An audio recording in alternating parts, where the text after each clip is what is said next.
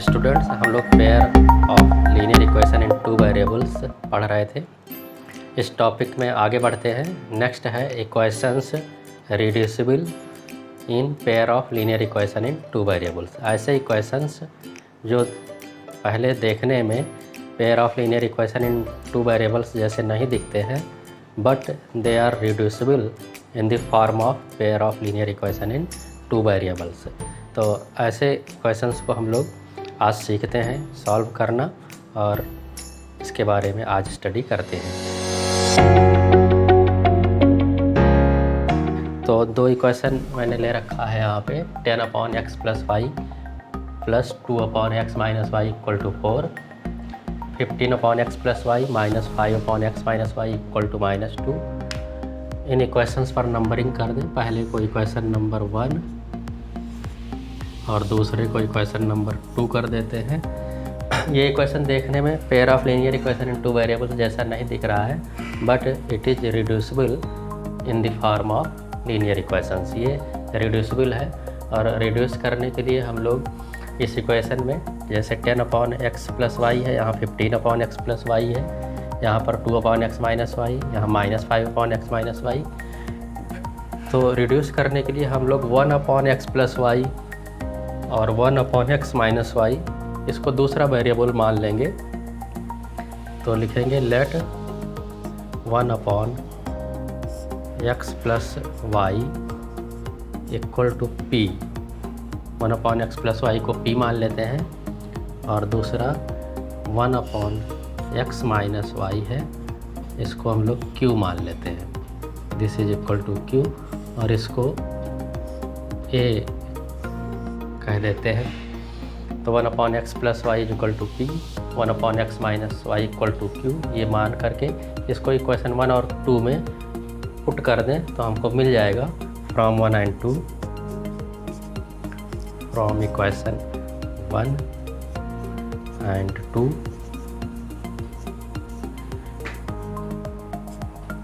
10 × p plus 2 × q = 4। ये equation number 3 हो गया।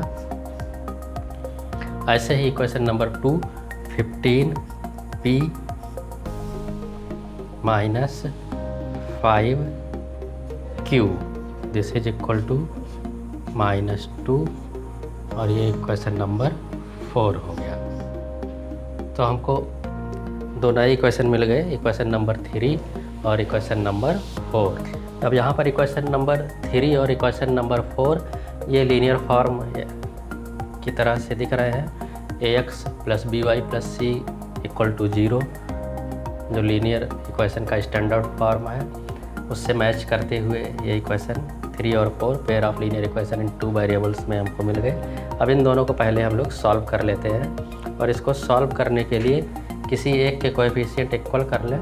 सपोज करें हमें q के कोएफिशिएंट इक्वल करना है, तो हमें इक्वेशन 3 में 5 से मल्टीप्लाई करना होगा, और इक्वेशन 4 में q के कोएफिशिएंट 2 से मल्टीप्लाई करना होगा। तो यहाँ लिखेंगे मल्टीप्लाइंग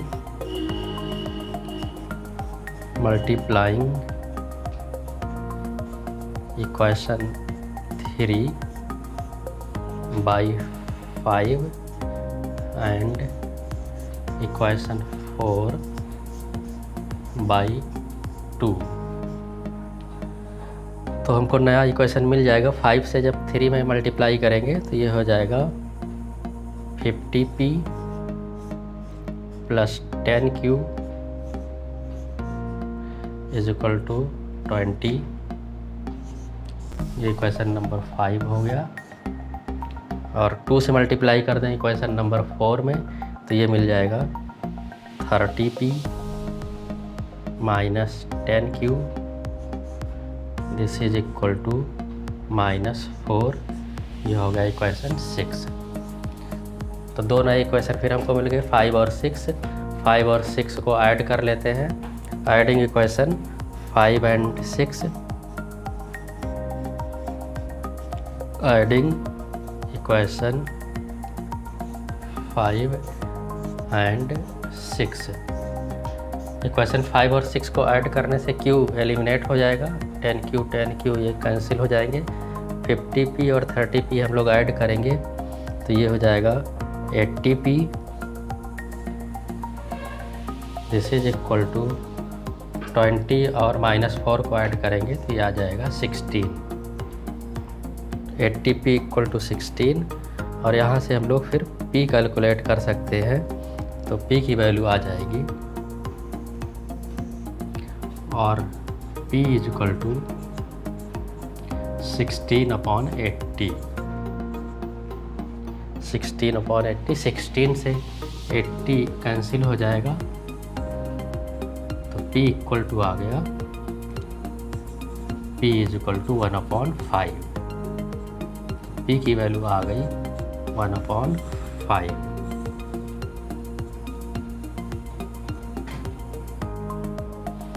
P की वैल्यू 1/5 आ गई। इसको हम लोग किसी भी इक्वेशन में पुट कर दें, चाहे 3 में, चाहे 4 में, चाहे 5 में, चाहे 6 में, तो हमको Q निकल आएगा। तो हम लोग P की वैल्यू इक्वेशन नंबर 3 में पुट कर सकते हैं।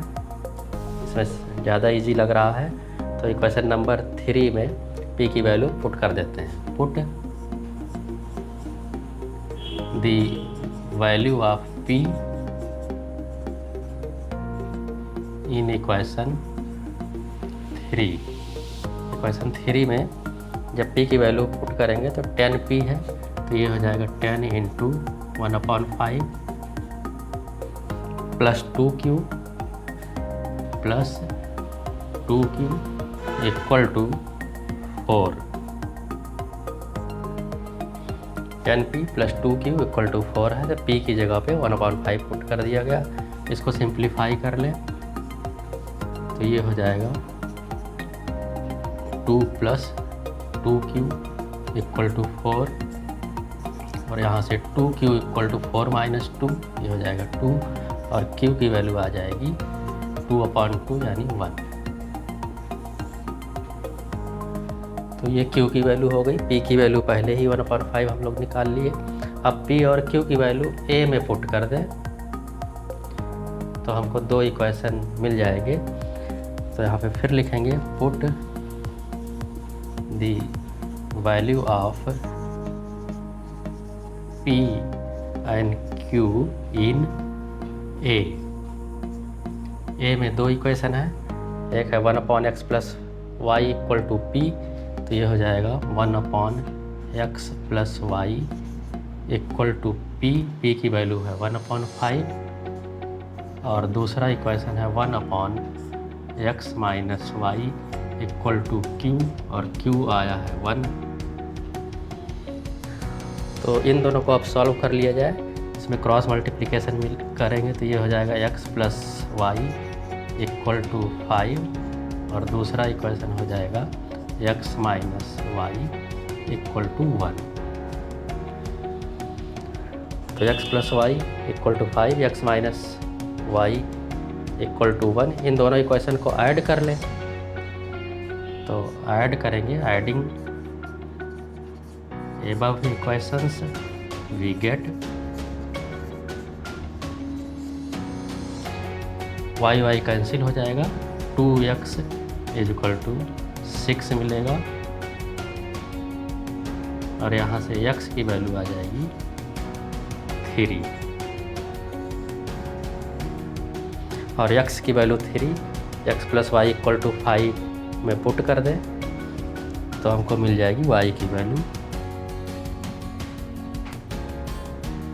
Put x is equal to 3 in x plus y equal to 5 we get y is equal to 2। x की वैल्यू आ गई 3, y की वैल्यू आ गई 2। आंसर हो जाएगा x is equal to 3 and y equal to 2। Answer हो जाएगा x is equal to 3 and y is equal to 2। तो ये सॉल्यूशन निकल आया इक्वेशन 1 और 2 का। हम लोग चाहे तो इसको चेक कर लें कि हमारा इक्वेशन सही है कि नहीं है। x प्लस वाई, ये x equal to 3 y equal to 2 जो सोल्यूशन निकला है ये हमारा सही है कि नहीं, इसको चेक करने के लिए x और y की वैल्यू इक्वेशन 1 में पुट कर दें। इसको सेटिस्फाई होना चाहिए, तो यहाँ 3 और 2 पुट करेंगे तो 5 होगा। 5 2 जा 10, यहाँ आ जाएगा 2, यहाँ पुट करेंगे तो 3 माइनस 2 1, यहाँ आ जाएगा 2, 2 प्लस 2 4। इक्वेशन फर्स्ट सेटिस्फाई है। इसी तरह से इक्वेशन सेकंड देख लें। 3 प्लस 2 5, 5 3 जा 15, यहाँ 3 आ जाएगा और यहाँ आएगा 3 माइनस 2 1 माइनस 5, तो 3 माइनस 5 करेंगे तो -2 इधर भी आ जाएगा। LHS और RHS इस इक्वेशन में भी सेटिस्फाई है। तो इस तरह से हमारा जो आंसर निकला है x equal to 3 and y equal to 2 ये सही है। Equations reducible in linear form, इसमें कुछ वर्ड प्रॉब्लम भी होती हैं जिसमें सिचुएशन दी होती है, हमें इक्वेशन फॉर्म करना होता है और जो इक्वेशन फॉर्म होता है वो equations in reducible in the form of linear equation ऐसा मिलता है। तो हम लोग एक्सरसाइज 3.6 NCERT की बुक का दूसरे क्वेश्चन का फर्स्ट पार्ट लेते हैं।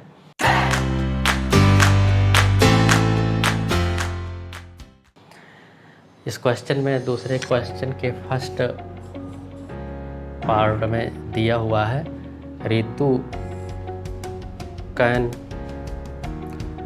रो down stream 20 kilometre in 2 hours and up stream 4 kilometre in 2 hours। Ritu नाव चला रही है और वो डाउन स्ट्रीम में 20 किलोमीटर की डिस्टेंस 2 hours में तय करती है और अप स्ट्रीम में 4 किलोमीटर की डिस्टेंस 2 hours में कंप्लीट करती है। Find her speed of rowing in still water and speed of the current. तो उसके बोट चलाने की स्पीड स्टिल वाटर में क्या होगी ये निकालना है और करंट की स्पीड यानी जो पानी की चाल है, धारा की चाल है, वो कितना होगी ये हमको पता करना है। तो इस तरह के क्वेश्चन में कॉन्सेप्ट ये काम करता है कि जब हम लोग नाव डाउन स्ट्रीम में यानी धारा की दिशा में चला रहे होते हैं तो जो नाव की स्पीड होती है और जो धारा की चाल होती है वो आपस में जुड़ जाती है। और जब हम लोग नाव धारा की विपरीत दिशा में चला रहे होते हैं, अप स्ट्रीम में चला रहे होते हैं, तो जो नाव की चाल होती है वो धारा की चाल नाव की चाल में से घट जाती है। तो इस कॉन्सेप्ट को ध्यान में रखते हुए हम लोग इक्वेशन यहाँ पर फॉर्म करते हैं। Let the speed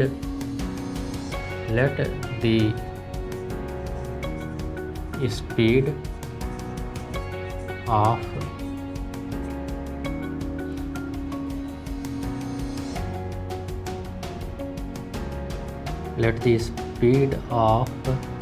boat in still water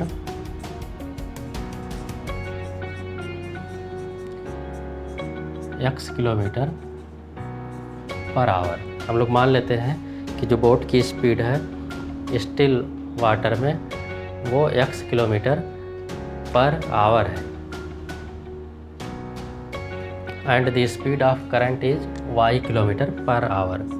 दूसरा मान लेते हैं and the speed of current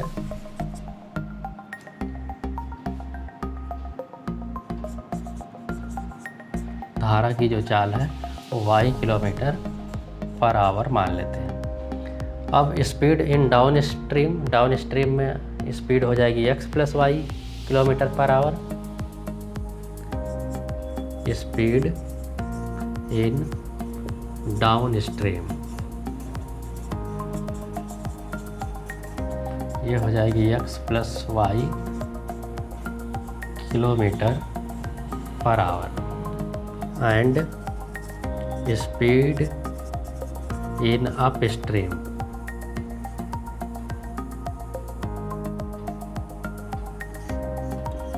up stream में जो स्पीड है वो हो जाएगी x minus y kilometre per our.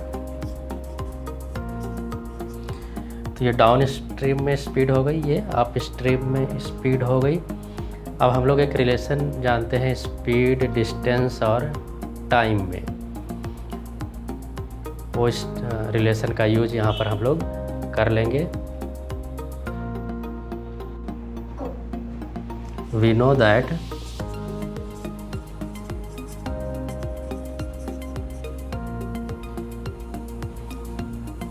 Time is equal to distance upon speed. हम लोग जानते हैं कि टाइम और डिस्टेंस और स्पीड में ये रिलेशन होता है, time is equal to distance upon speed. अब हम लोग फर्स्ट कंडीशन इसमें अप्लाई कर देंगे, according to first condition. First condition question में दी हुई है, Ritu can row 20 kilometres in 2 hours. 20 kilometre distance 2 घंटे में रितु नाव चला सकती है। तो इस कंडीशन को यहाँ पर हम लोग अप्लाई करेंगे। तो according to first condition time है 2 आवर्स, डिस्टेंस है 20 किलोमीटर और स्पीड है x + y kilometre per our. Down stream में वो 20 किलोमीटर जाने में 2 घंटे लेती है। तो 2 = 20/x + y, ये हमको एक यहाँ पर इक्वेशन मिल गया। इसको अगर हम लोग सिंप्लीफाई कर लें तो ये x + y को लेफ़्ट हैंड साइड में ले आएँ तो x + y = 2 को राइट हैंड साइड में ले जाएँ तो 20/2 यानी 10 हो जाएगा। ये हमको मिल गया इक्वेशन 1। ऐसे ही सेकंड कंडीशन इसमें अप्लाई कर दें, according to second condition.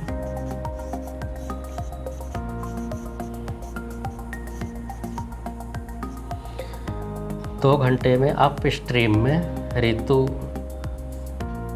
4 kilometre distance cover करती है। तो 2 = 4/x - y हो जाएगा। और यहाँ इसी तरह से सिंप्लीफाई कर लेंगे तो हमको x - y = मिल जाएगा 2। ये हो गया इक्वेशन नंबर 2।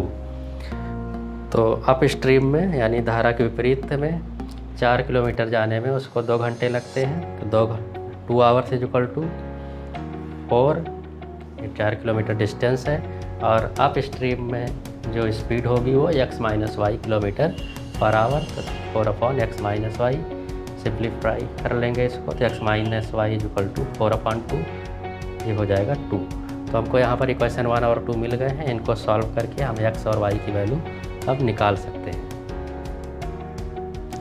इक्वेशन 1 और 2 को सॉल्व करने के लिए x + y = 10, x - y = 2 दोनों इक्वेशन हैं। इसमें x के कोएफिशिएंट भी बराबर हैं, y के कोएफिशिएंट भी बराबर हैं। तो हम इनको सिंपली ऐड कर दें 1 और 2 को तो y एलिमिनेट हो जाएगा।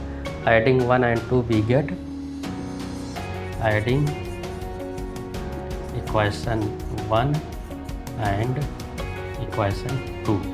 इक्वेशन 1 और 2 को ऐड करेंगे तो y कैंसिल हो जाएगा, x जोड़ करके 2x और राइट हैंड साइड में 10 और 2 है, 10 + 2 ये हो जाएगा 12। और यहाँ से x की वैल्यू आ जाएगी 12/2 यानी 6। अब x की वैल्यू हम लोग पुट कर दें चाहे इक्वेशन 1 में चाहे 2 में, तो हमको y मिल जाएगा। तो 1 में पुट कर देते हैं, put x = 6 in equation 1। Equation 1 में x की जगह पे 6 पुट करेंगे तो 6 + y = 10 हो जाएगा।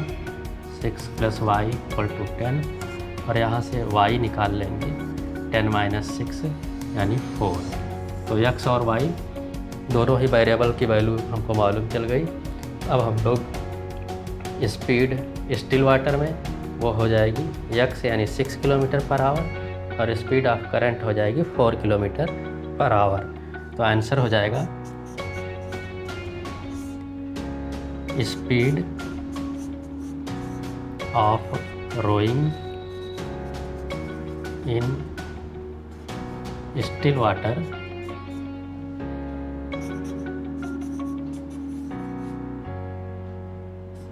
6 kilometre per hour and speed of current